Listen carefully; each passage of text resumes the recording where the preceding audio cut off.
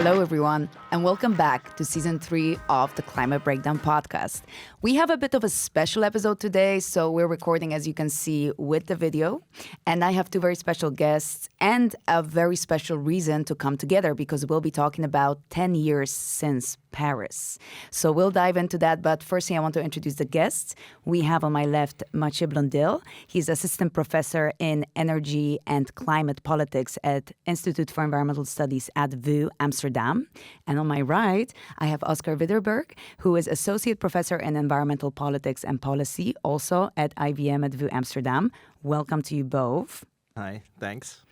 Just a quick question, Mathieu. You're normally in the hosting chair. Today you're in the guest speaker chair. How does that feel?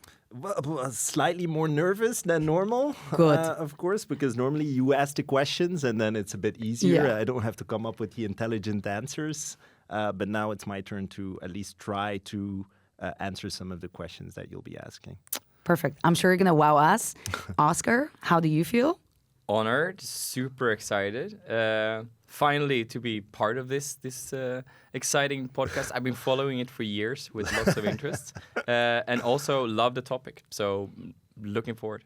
Perfect. I think that's the great segue, the ideal segue to move into the topic itself. So I'm already making eye contact with you, Oscar. So we're talking about 10 years since Paris Agreement, obviously. Why are we talking about it? Why is it so important? Right. The main thing is that climate change has been urgent for 30 years, has been urgent even before that, and the urgency is only increasing, right? Every year that goes that we don't actually address climate change, the problems that we foresee in the future are only increasing, right? And we know that it's what's sometimes called a collective action problem. We need everyone to be on board to actually be able to tackle climate change. And the UNFCCC, right, or the COPs and the climate summits is the main way, the only way actually that we have globally to do this. Yeah, I mean, I would just add to that, Oscar, that what you said, climate change has long been considered as one of the key global challenges, environmental challenges that we're all faced with, of course. That's one. And then second, I think it's just really important to, after 10 years, take stock of what's happened since, because at the time when it was first agreed upon, so December 2015, I started with my PhD around the same time working on climate and energy politics. And I just remember the media buzz around it, the political buzz around it, and just the general importance that was attributed to it in terms of it being what the UN called a new renaissance for humankind. Barack Obama, who was US president at the time, called it our only shot to save humanity from the potential disasters of climate change, right? So in that sense, I think it's really important to just reflect on what's happened since, what's happening now, and also what's happening in the future. So hopefully we'll be talking about that as well. Yes, you guys are really good at segueing. That's okay, all right. Perfect, because that's exactly the build-up that I needed for the second question. I was listening to this podcast, and they played the clip from the moment the Paris Agreement was actually signed. And you hear the shouting, the clapping, the cheers.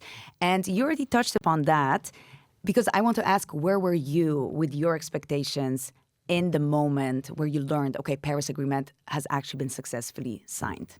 So Mathieu, maybe you build up on what you were saying with the PhD? Yeah, it's like I said, so I started my PhD back in Ghent around the same time. And I remember when I started doing my PhD working on anti-fossil fuel campaigns, I mean, that was a context in which I was thinking, wow, fantastic. I get to do all this work on a topic that is moving fast ahead in a positive direction, because it wasn't only the Paris Agreement that was being signed at the time. 2015 was also the year of the Sustainable Development Goals. So there is this global context in which sustainability, climate mitigation efforts, environmental efforts that are taken writ large are really being taken up. And so in that sense, I was really excited to take up this topic of anti-fossil fuel campaigns and climate politics and whatnot. And so, yeah, I mean, then moving on, the past 10 years, the past decades, well, first of all, it makes me feel old because I've been working on this stuff for 10 years. So that's one thing. And second, I mean, the situation today and the enthusiasm that you said has really fizzled out. So let's be clear. I mean, the Paris Agreement was a miracle, right? It's a miracle of global environmental, global politics in general. We came out of this period of just 6 years of negotiations after the debacle in Copenhagen in 2009, where everyone was kind of searching for a solution. And I think in 2009, we had Obama there as well, right? So the people around the table, there's this famous picture, right, with I think it's Merkel, it's Obama, it's a couple of more, kind of world leaders where you're like, well, these should be able to make it, and they don't, right? Yeah. So you just see kind of the old institutional structure breaks down, Kyoto breaks down, we're searching for something new, and then it takes 6 years to get there, and the Paris Agreement is, let's say, the outcome, right? So, I mean, it's nothing short of what I said as a miracle, right? Mm-hmm. So you also, I think that euphoria was something that I also shared. And even you were kind of just seeing the pictures when people are holding up their hands, right? I think it was Hollande, right? And it was Laurence Toubiana. And Al Gore, who was in the audience. I still see those pictures. Right. Really, that he's clapping and so enthusiastic. Al Gore, after, presence, 15-something years after Inconvenient Truth, it felt like we made it, right? And not only that, we created, let's say, a new structure, a new way of dealing with global environmental problems, which has been, at least looked upon as a blueprint for other environmental agreements. So everyone was saying, look, maybe this is a way to solve global environmental and other problems where we see China in a completely new position, where we see India up and rising, where we see Brazil being a very different place than the 90s when most of these were signed, right? Yeah. So for me, that was just, pure euphoria, knowing that was becoming a long way ahead. Yeah. But nothing short of kind of like, I really trust global governance again, right? Yeah. Right. So let's now start moving on slowly. You touched upon it already. Let's do a bit of a reality check. So we're starting from this level of proper euphoria, which is completely understandable, especially for a person who specializes in climate. It was a huge deal. So the years go by. How are we beginning to feel? Seeing, where we are on or off track for certain indicators. What did you notice? What did you see? And how did that affect your expectations and your motivation perhaps as well? So for me, the clear difference between then and now is just this completely changed, if you will, political and media attention and approach to the COP process, but also climate politics and climate diplomacy at the global level. But in those years directly after the Paris Agreement, you really saw a huge uptake in domestic mitigation policies, climate mitigation policies, adaptation policies, etc. Because what Oscar also said, these new norms had been set under the Paris Agreement. And I think two really stand out. That is one, the temperature targets. So the 1.5 degrees target, preferably being met, and then the 2 degrees target, of course.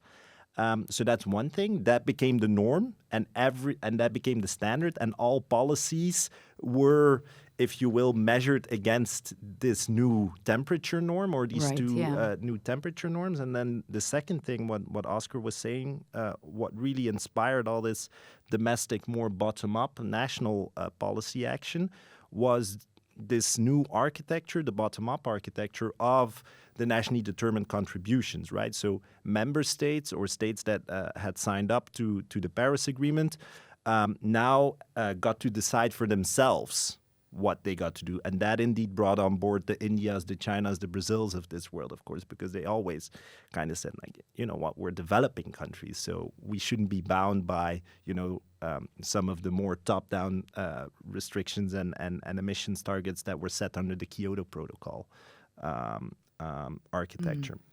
But that's a little bit of background to come to, okay, what happened next in the years after Paris. And there we saw really this groundswell of actions being taken. And I think it's really important to understand that it was also a global economic and political context that was conducive to climate action, because the world was coming out of, if you will, recession, out of the global financial crisis. The euro crisis was slowly but surely being dealt with.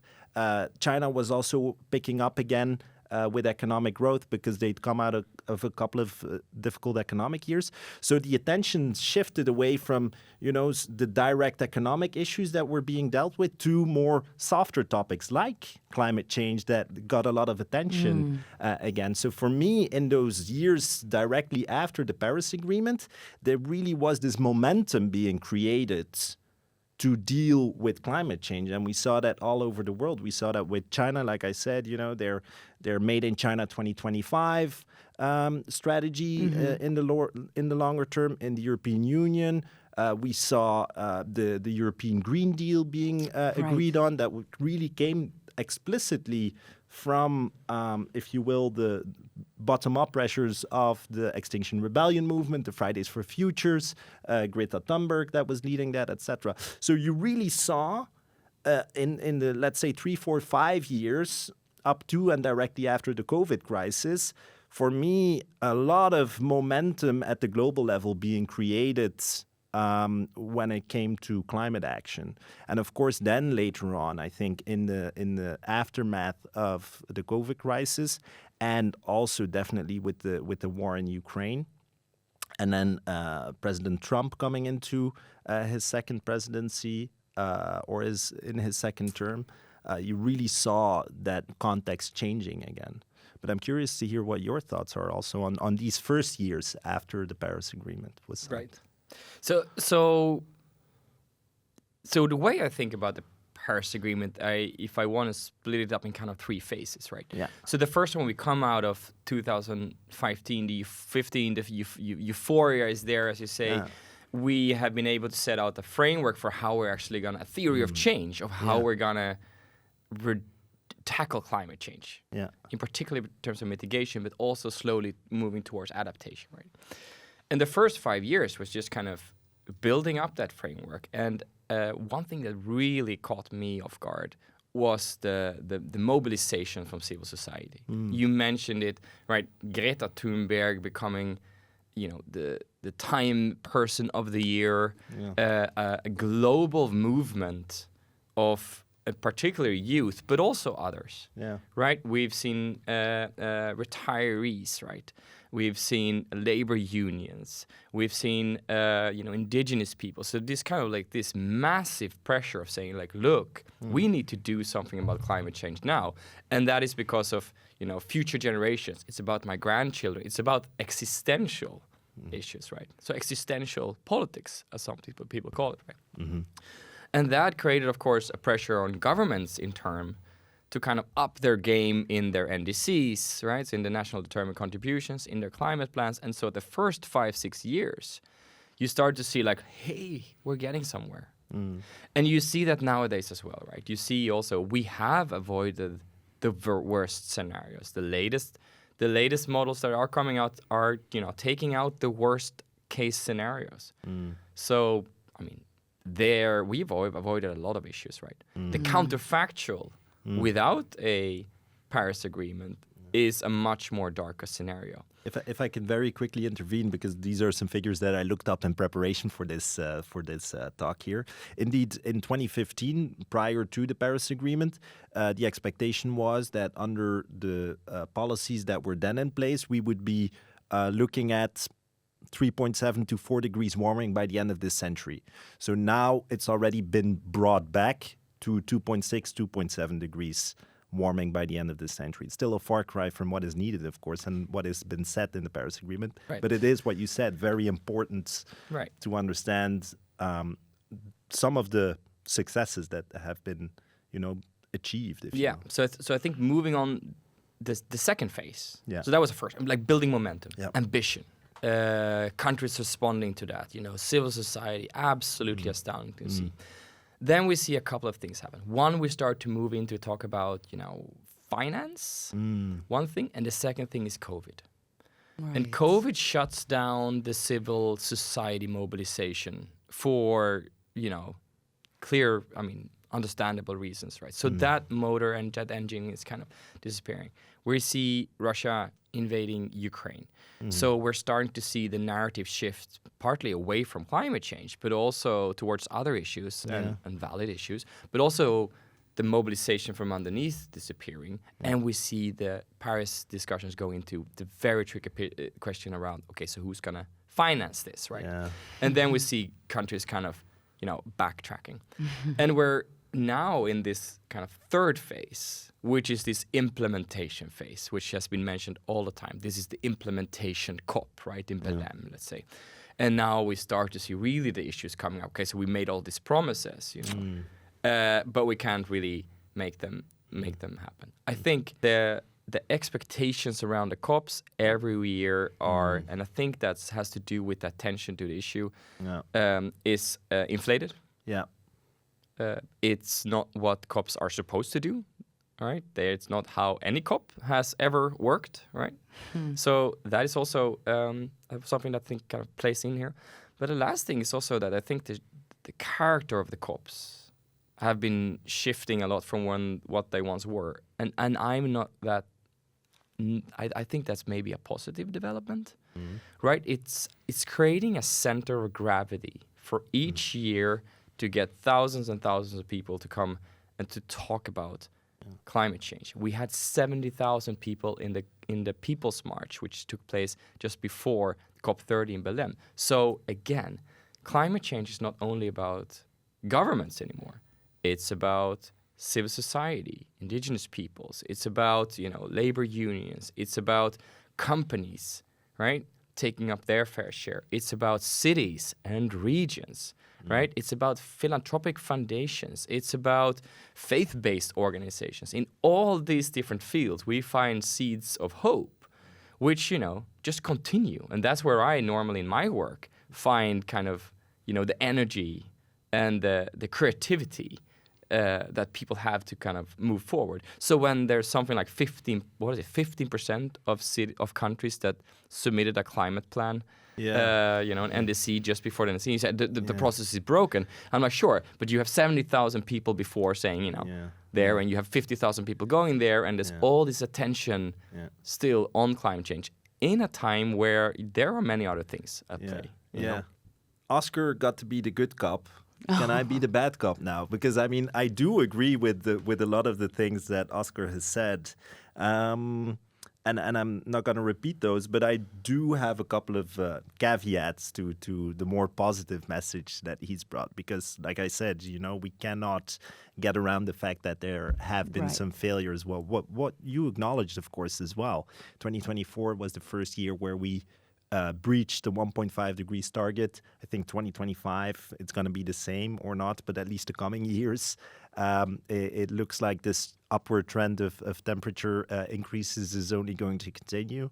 We've never produced or burned as much fossil fuels as we are burning and producing today. The United States has gotten out of the Paris Agreement for a second time.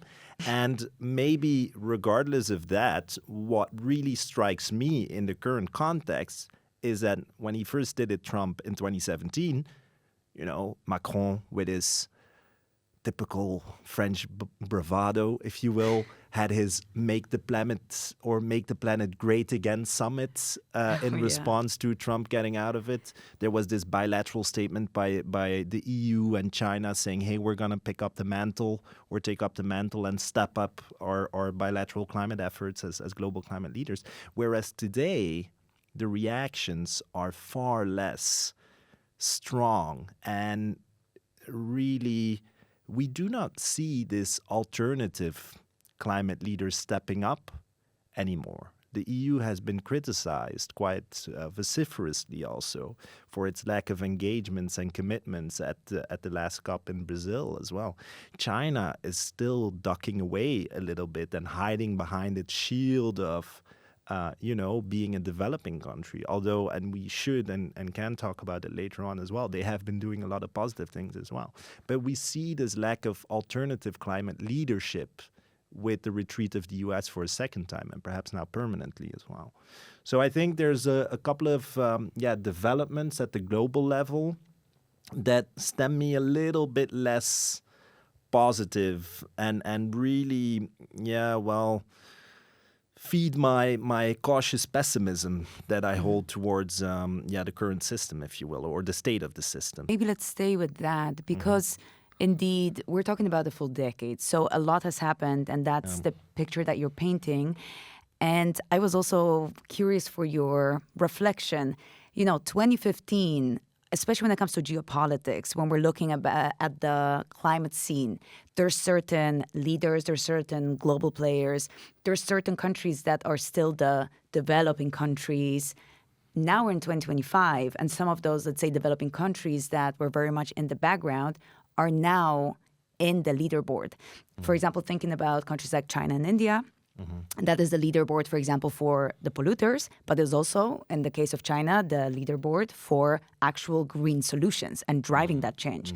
So how would you reflect about that kind of switch on the geopolitical scene? Oscar? I think it's a great observation and question. Because the crisis in Copenhagen in 2009 was spurred by exactly this dynamic, right? That the world changed. I mean, particularly China, right? But also India and a couple of others kind of dramatically grew economically and their middle classes, etc., grew. So the world was very different. And we're still dealing with those kind of repercussions now, 16 years later.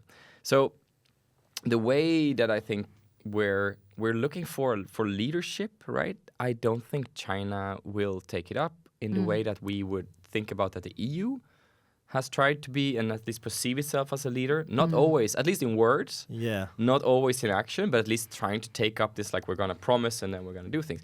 I don't see China doing that. They seem to be more about deliver and under promise, right? They have really been driving the kind of solar and many on the green tech revolution in terms of scale, right? In terms of bringing the costs down, which is again one of these very positive developments. There seems to be no return here, right? Think about electrification of transport, right? Does anyone around this table or anyone else think that in 50 years we will have, more or less electric cars, right? We will have probably only electric cars or other alternative fuels, right? There are certain pathways, particularly kind of technological pathways, which are kind of beyond the point of no return, I would say. And I, without trying to be always sounding too overly optimistic, I think the narrative generally is like COP needs to be reformed. I mean, the majority of the articles the last 2 weeks was not like, look how great we're doing on climate change. It was, is this even worth it? And half of the columnists were writing like, let's just drop the UNFCCC. And that's the counter narrative I'm trying to say. I'm saying like, in today's political climate, Trump, Ukraine, the rising of kind of populism in Europe, etc. Trade wars, industrial policy. You're like, it's the UNFCCC is still there. There's a lot happening, but it's just maybe not in the pace and the scale that we were hoping that we would happen, right? And then, I mean, for me, the question of China and where sits China is really a crucial question as well. Because we all know it's the bigger polluter or the biggest polluter in the world. I think roughly, what is it, a quarter of total CO2 emissions or greenhouse gas emissions even more broadly come from China. Still the biggest producer and consumer of coal, which is the most polluting and the dirtiest of all three fossil fuels. Its energy demands are only going up in the coming years, et cetera, et cetera. But at the same time, as you said, and now I can be the good cop. A lot of positive things have come out of China as well. I think in China alone, 3/4 of all wind and solar projects that are being installed globally are being installed in China. China is a massive exporter of green technology, solar panels, electric vehicles, wind turbines, electrolyzers, and whatnot, not just to developed countries, and we consider that a bad thing, because our competitive advantage is at stake and everything. But there's also a lot of South-South exports that are happening. China is a massive exporter of solar panels, wind turbines, and whatnot to global South countries as well, precisely because they succeeded in scaling up the production of a lot of these technologies, right? And that is a very positive development because that allows countries like Pakistan, Bangladesh, and whatnot to leapfrog, and to speed up and to accelerate their own energy transitions as well. So in that sense, I think they do play a leadership role, but it's not, as you said also, Oscar, this traditional climate leadership role that we associate with a country or a region like the European Union. We've played this role of at the COP processes, we need more far-reaching commitments and institutional arrangements and whatnot, and then not live up to them. But that's another question, of course. But China does it a little bit more outside of these traditional, perhaps what they then consider Western-based institutions or Western-dominated institutions. Yeah. So in that sense, I'm happy to be a good cop for once as well. Yeah, I'm glad you're enjoying the role for sure. The technological storyline here or narrative is very clear. You can turn that into a positive one, right? What I'm curious a bit about going ahead now is that it was very clear in Belém, and it's become more clear. And I think the Fridays for Future movement, Extinction Rebellion, really kind of emphasized this. That is the intersection between climate change and other issues. So in the intersection between climate change and social justice, let's say anything from indigenous peoples to future generations to other areas such as biodiversity loss to critical raw materials, etc. So let's say everything that comes with, let's say, get dragged along in the river of kind of climate change, right? Trying to tackle it or just trying to deal with the kind of the repercussions. Where does that take us? Because the UNFCCC was not built for that. But to make it a legitimate process, you do need to take a lot of considerations into account, right? So it's not about just creating kind of technological change. It's about something else. And I'm not sure that the UNFCCC is the place to do. It was never constructed to do that. Now it kind of at least in a democratic country, it's allowed to kind of play that role, to be part of kind of a place for other stories and voices to be heard. But you see that it's kind of, people are asking, okay, so what do we do with the cost? Well, one thing is maybe for these voices to be heard, but do countries agree with this? Do they think this is a good idea, right? And they are in the end in the driving seats, right? It's the conference of the parties, and the parties are countries. It's not NGOs, right? So that's something that I really am curious about going ahead. Like, where will, in particular, social justice be placed in the UNFCCC and the COP, or maybe not? Should it be dealt with someone else? I think we need a follow-up episode. I think there's so many pending questions here. And I could talk to you for another hour, but I do actually have a bit of a surprise for the next component. So I will move on to it, and I might follow up with you for that next episode. Yeah. So, as I already mentioned, it's a special episode because we are kicking off season 3, and obviously it's 10 years since Paris. We wanted to go out with a bit of a bang. So we asked some colleagues at VU and also some students of our programs at VU Amsterdam to submit questions to the two of you for this episode. I was hoping for a birthday cake or something instead of more questions. Not today. Okay. Wow. I should have thought about that. It is 10 years after all. Yeah. No, it's going to be more questions to you. Love student questions. Yes. But do we? Let's park it. We have a nice setup. We have a little you fish even bowl. have... Okay. So all right. you can fish out a question and answer it. Yeah. You go in. There might be some duplication with questions that we've had already. Are we free in choosing which one we answer? You can always, I'd say, read them out for okay. transparency. Yeah, okay, that's true, yeah. And we can always discard them if indeed we cover that. I see you're already preparing your I fingers. don't know, should we do like seniority? No, you look like you looked want ready. your podcast seniority here. You looked really ready. So go ahead, Mathieu. I'll have one. Okay, what is this one? Okay, all right. So there might be.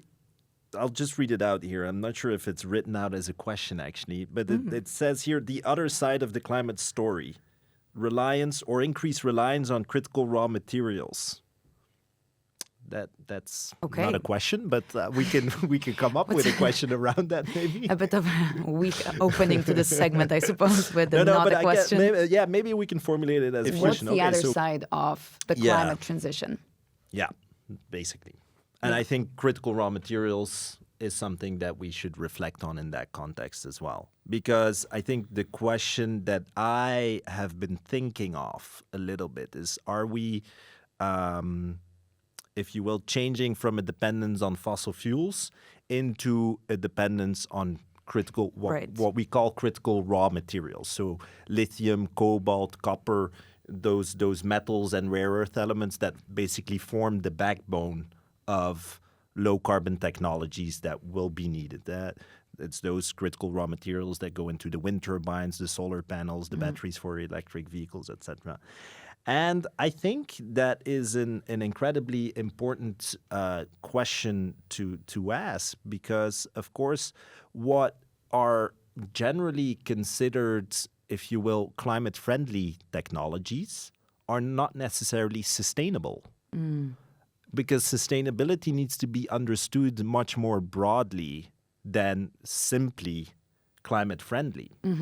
Sustainability should also include, so what might be some of the extraction techniques or what are some of the implications of the extraction of cobalt in the DRC, in the Democratic Republic of the Congo?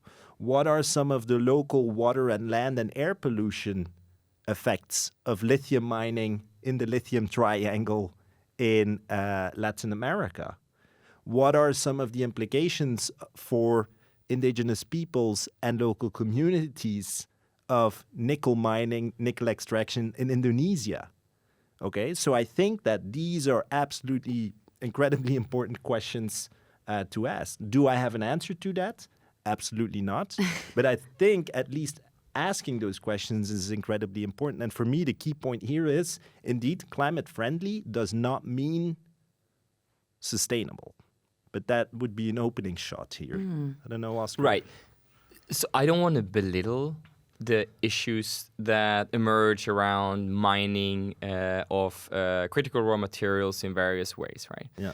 But I do think there is a risk of not kind of prioritizing, understanding the urgency of climate change, the urgency of transitioning away from fossil fuels in various ways, the urgency of electrification in countries such as India, and to say, look, there are no perfect solutions. We're going to have to deal with things as they emerge. Right, we're gonna have to try things out, and then we're gonna have to solve them.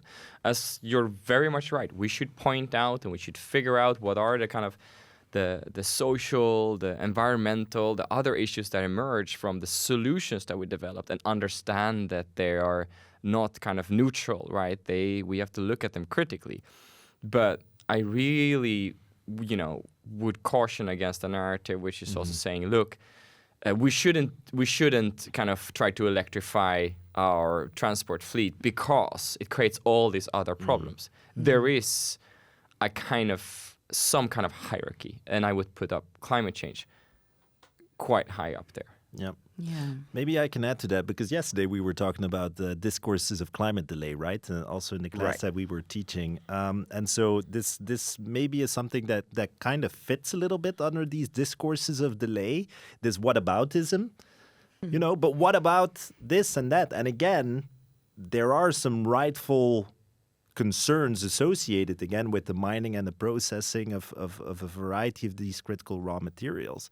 But it's also used indeed as this novel technique, this discursive technique to delay climate action as well. And this notion of, in that same framework of the discourses of delay, this striving for policy and technology perfectionism, right? So, but there's all these side effects, all these externalities, environmental and social externalities associated with, again, critical raw materials mining and processing. So, should we really do that? And I think also here, like, it's not that no one is doing anything against kind of human rights and water pollution that comes out of mining, right? That is an issue that we need to deal with, big kind of mining conglomerates, for instance. Absolutely. I mean, no one is taking that away. But I think, there are other arenas to deal with emerging issues that comes out of climate change, right? Or dealing with climate change. And the whataboutism I find so difficult, right?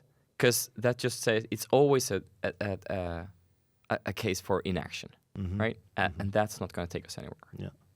But if I'm not mistaken, Paulina, we're also going to be dedicating another episode of this season to the question of critical raw materials, right? Yes, we're going to tackle it more from, let's say, the social justice perspective of extractivism, and also not necessarily arguing against extractivism, but asking how can it be done in a different way. And we will have two great guest speakers, but I don't want to spoil too much. But it's definitely something to look forward to. Okay, next question, Oscar. Oscar, your turn. Right. I'll go for this one then. Do you think I can read it? Let's see. Depends who wrote it. Okay. Great question. Okay.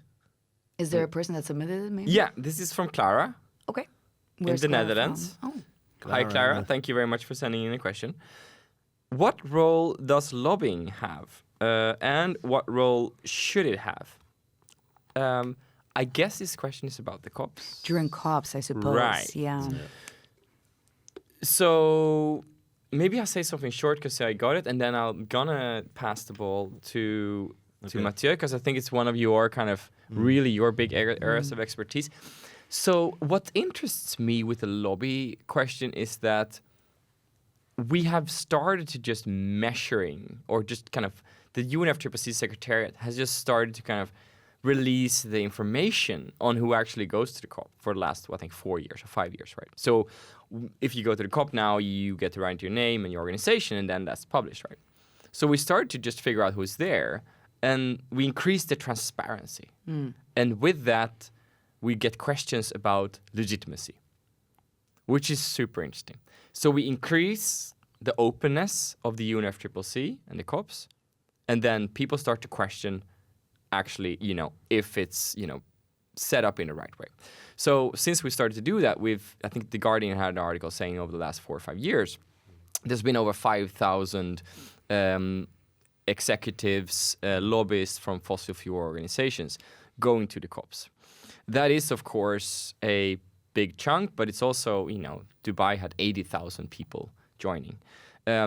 So it is worrisome in a way, because those are the ones we're supposed to kind of address and supposed to kind of do something about. But on the other hand, they're stakeholders.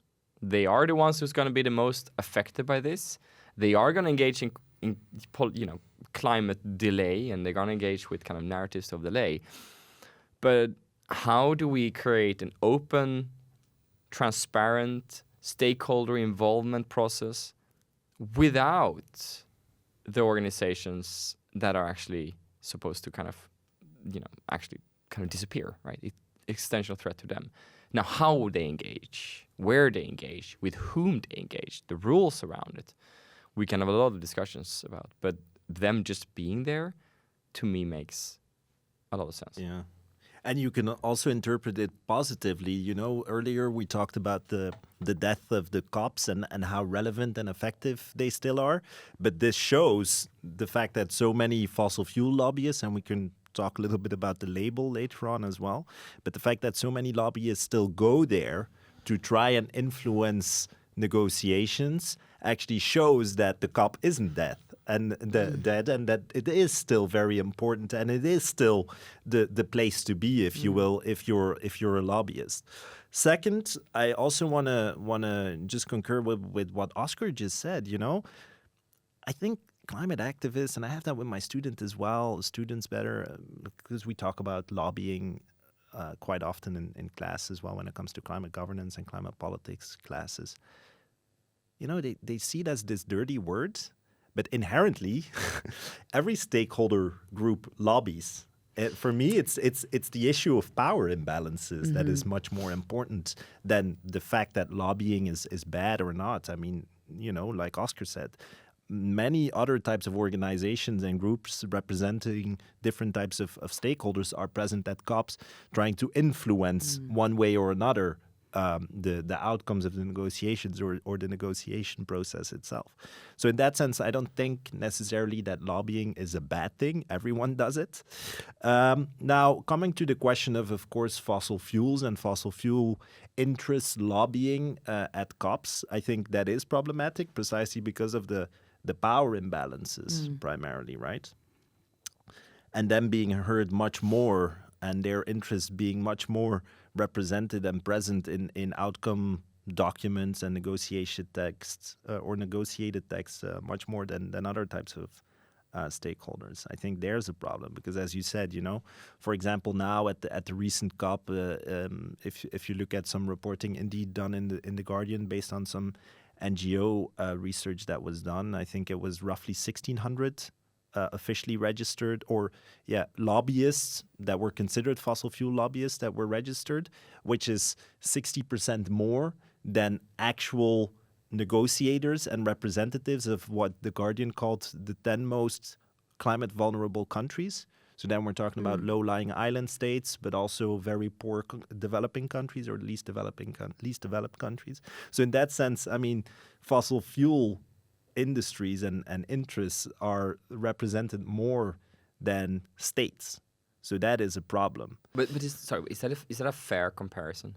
Yeah, no. If you would have taken any other group, there would be much, because there's 50,000 people there. Yeah. I think it was Latvia or whatever. Sent 2 people.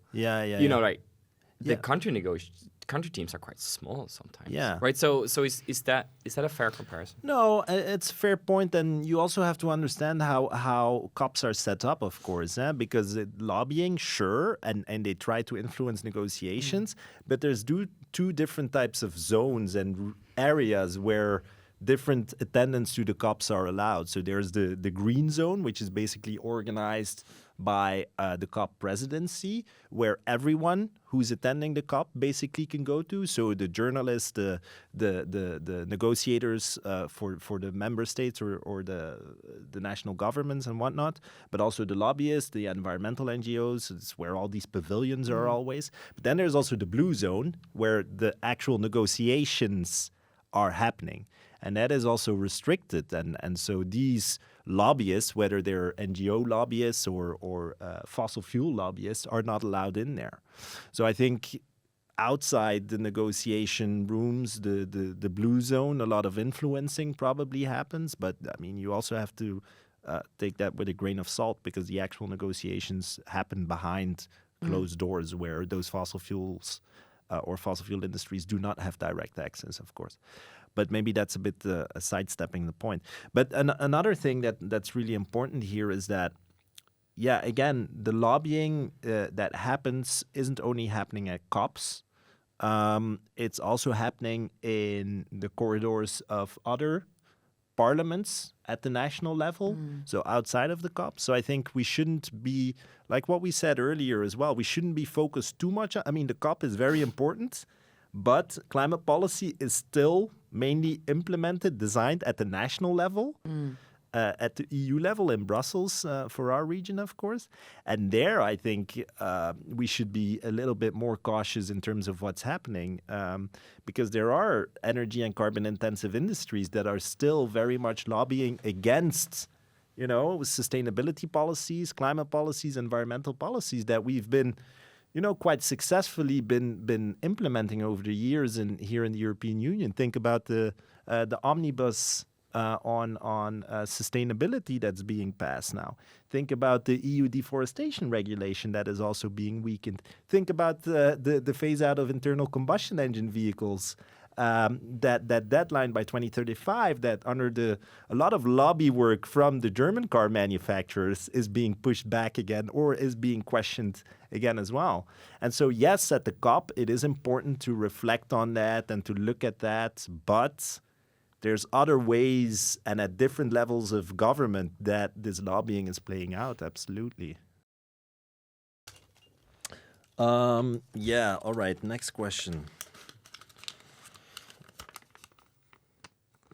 What is success? In the I context. like the people that write these questions.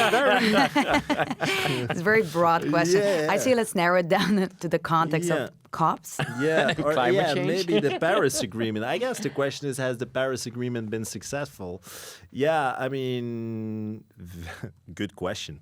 My answer would be, okay, it depends on, what standards you want to measure it against. And if you look at, the 1.5 and the 2 degrees standards, then we're slowly but surely getting there, but it's not yet enough because we talked about it, right? So prior to the Paris Agreement, we were looking at maybe almost 4 degrees warming by the end of this century with all the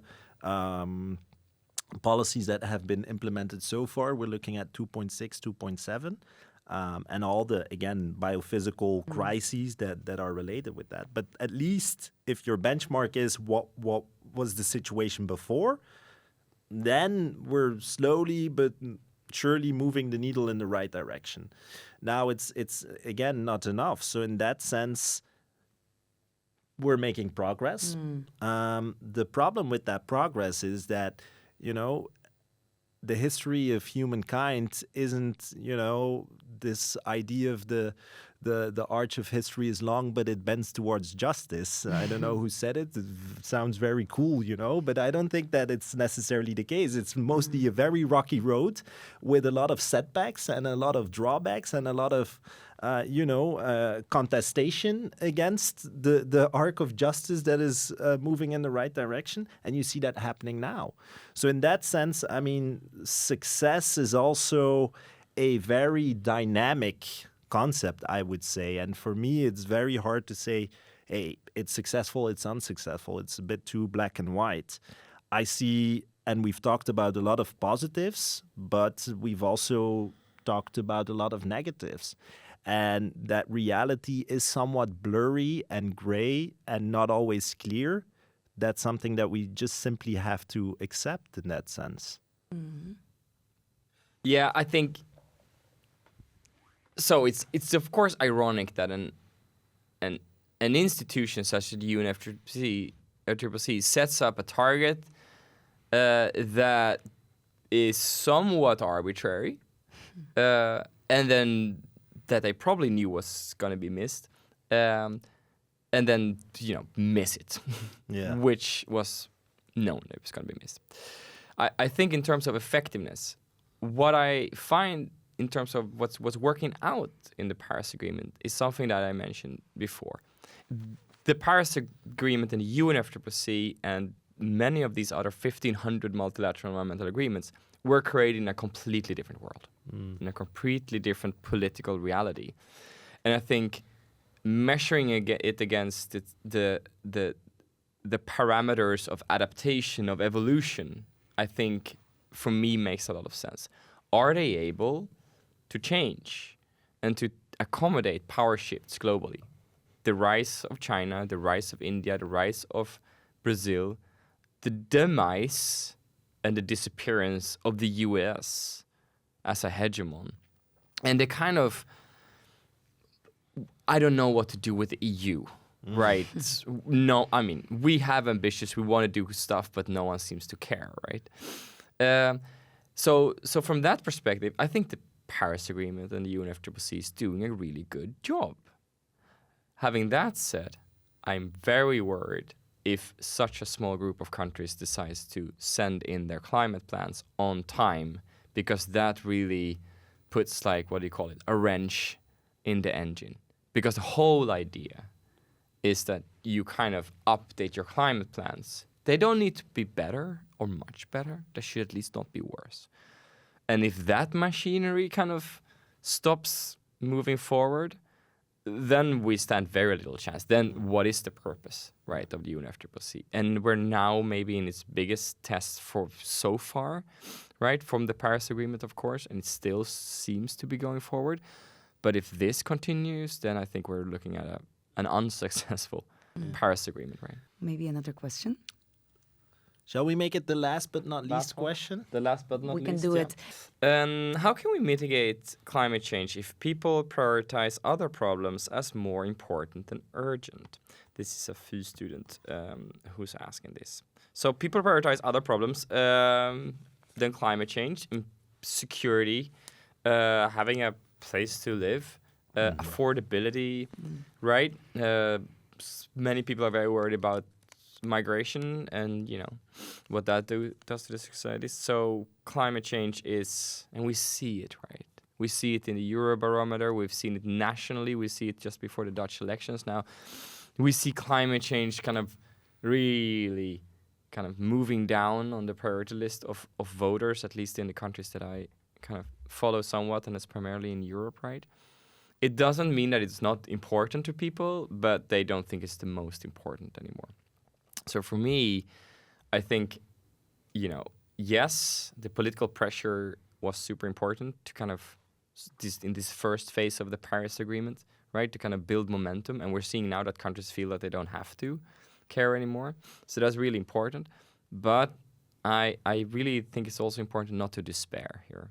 It's still really important for a lot of people. The climate marches we've had in Amsterdam has been among the biggest ones that we've seen. I mean, bar the Red Line and the Gaza demonstrations, but they're still massive, right? And they're increasingly, climate change is posing an existential threat to people globally, right? Someone was saying yesterday in the event that we had that, what was it, 40 to 50% of, you know, Jamaica's the economic activity was kind of, you know, just wiped out by the hurricanes that's come.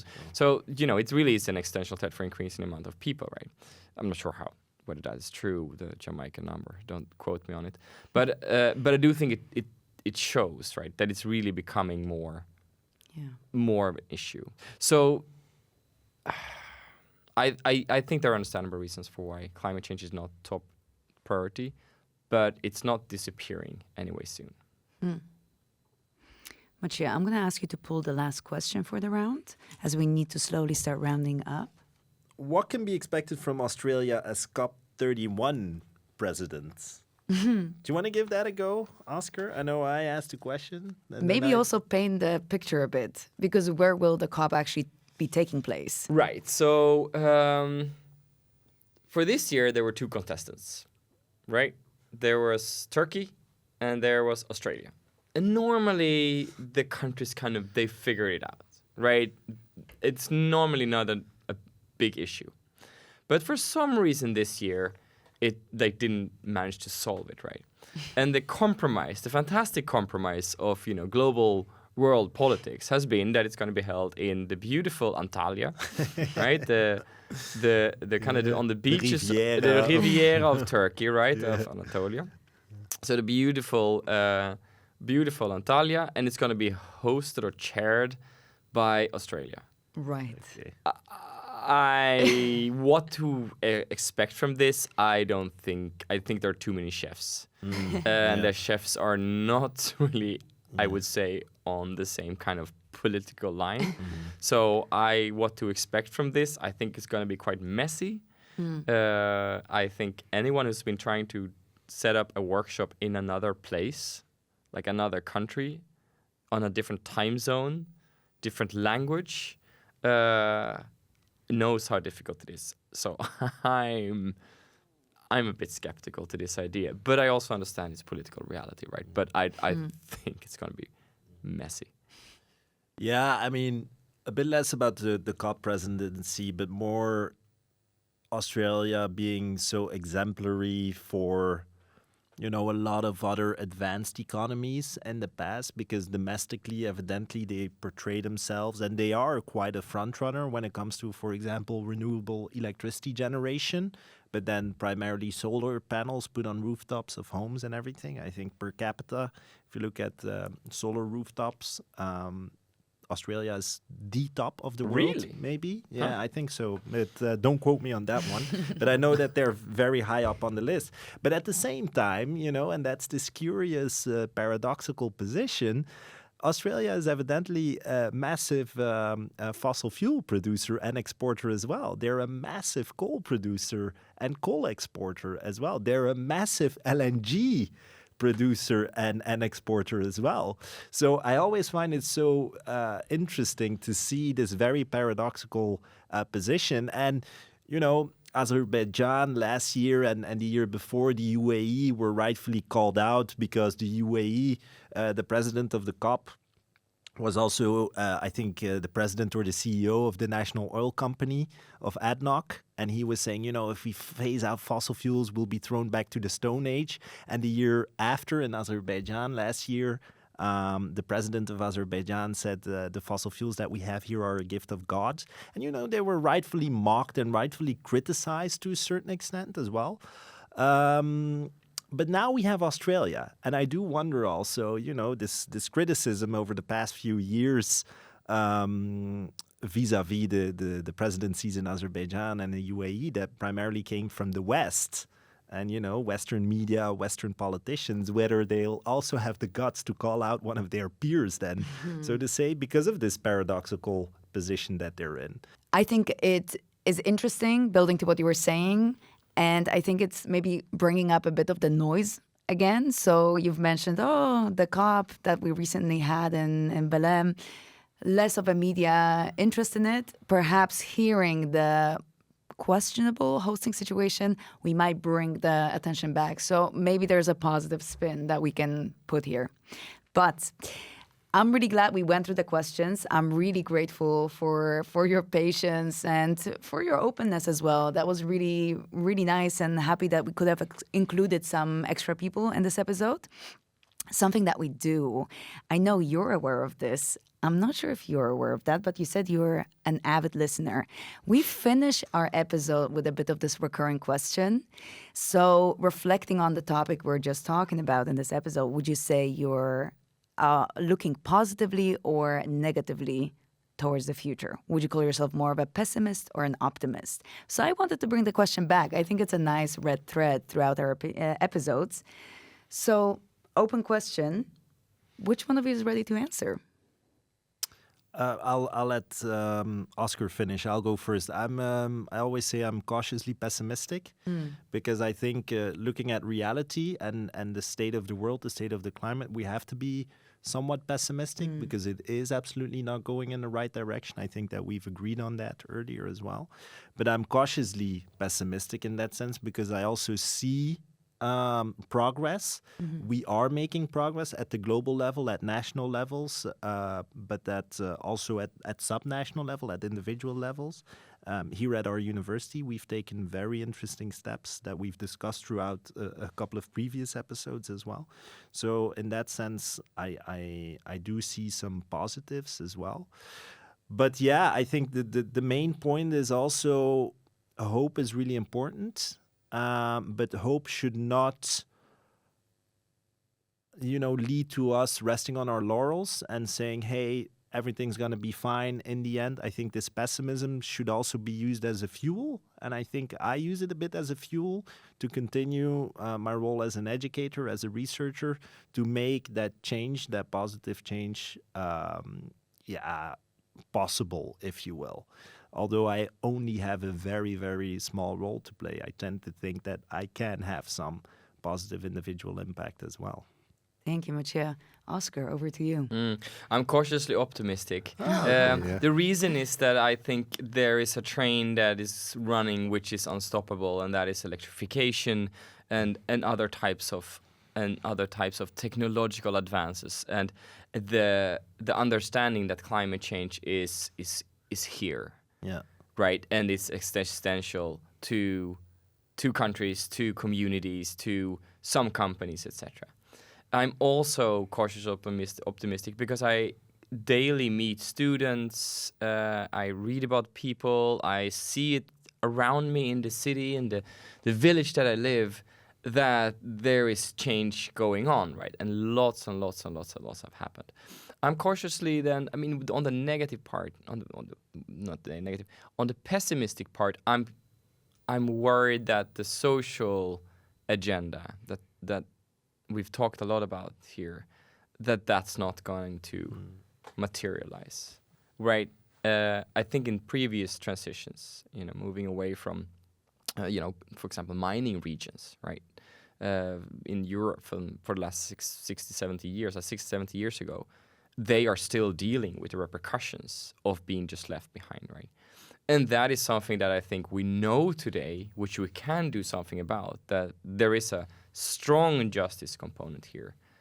And there I'm a bit more pessimistic. But overall, cautiously optimistic. It's nice how we switched positions all the time, good cop, bad cop. Precisely. You're really yin and yang. That was We good. are together. Yeah. Oscar, Mathieu, thank you so much. It's been such a pleasure talking to you. And thank you so much to you listeners for tuning in. And make sure to come back early next year for the rest of Season 3 of Climate Breakdown.